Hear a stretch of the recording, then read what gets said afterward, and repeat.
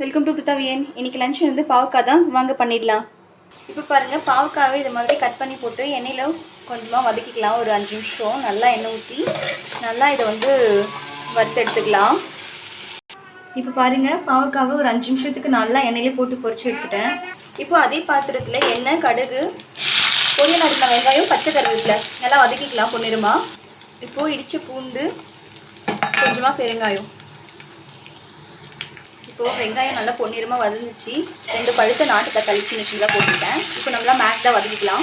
இப்போ பாருங்கள், வெங்காயம் தக்காளி நல்லா மேஷ்டாக வதக்கிடுச்சா. இப்போ வந்து எண்ணெயில் வதக்குன இந்த பாவக்காவை போட்டுக்கலாம். போட்டு ஒரு 2 நிமிஷம் நல்லா கலக்கி விட்டுக்கலாம். இப்போது குழம்புக்கு தேவையான கல்லுப்பு, இப்போது காரத்துக்கு தேவையான மிளகாத்தூள் போட்டுக்கலாம். கொஞ்சம் அதிகமாக போட்டுக்கோங்க, பாவக்காய் கசப்பாக இருக்கும் இல்லையா. கொஞ்சம் காரமாக இருந்துச்சுன்னா இந்தளவுக்கு கசப்பு தெரியாது. இப்போது கொஞ்சமாக தண்ணி ஊற்றி கொதிக்க வச்சுக்கலாம் குழம்பை. இப்போ குழம்பை மூடி வச்சுக்கலாம். நல்லா கொதிக்கட்டும். என்ன பண்ண போகிறோன்னா, குழம்புக்கு தேவையான புளி ஒரு கொட்டை ஊற வச்சுருக்கேன், அதை கரைச்சி எடுத்துக்கலாம். குழம்பு கொதிச்சுட்டு இருக்கும்போது இந்த தேங்காவையும் அரைச்சி எடுத்துக்கலாம். பாருங்கள், தேங்காவை நல்லா பேஸ்ட் பண்ணி வச்சுட்டேன். இப்போது இந்த குழம்புல இந்த கரைச்ச ஒரு கொட்டை புளியை கரைச்சி வச்சுருக்கோம், அதை ஊற்றிக்கலாம். ஆக்சுவலாக பாவக்காயில் ஒரு பெரிய இம்பார்ட்டண்ட்டான சத்து இருக்குது, என்ன தெரியுமாங்க?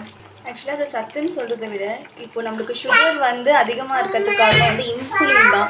ஸோ அந்த இன்சுலின் வந்து கரெக்டாக வந்து நம்மளுக்கு கிடைக்கணும்னா பாவக்காவை வாரத்தில் 2 வாட்டி 3 வாட்டி எடுத்துக்கணும்னா அந்த இன்சுலின் வந்து நம்மளோட பாடிக்கு கரெக்டாக கிடைக்குது.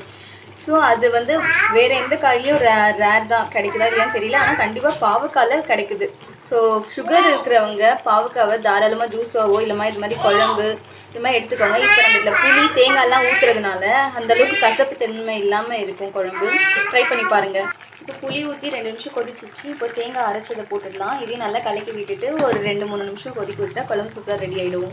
இப்போ அரைச்ச தேங்காயும் இதில் ஊற்றிட்டேன். இது வந்து ஒரு 3 நிமிஷத்துக்கு நல்லா கொதிக்கட்டும் குழம்பு. இப்போ பாருங்கள், குழம்பு சூப்பராக ரெடி ஆகிடுச்சு. கொத்தமல்லி தூவிலாம்.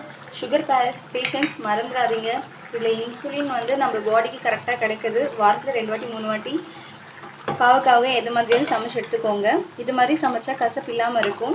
பிடிச்சிருந்தா like and subscribe. Thanks for வாட்சிங்.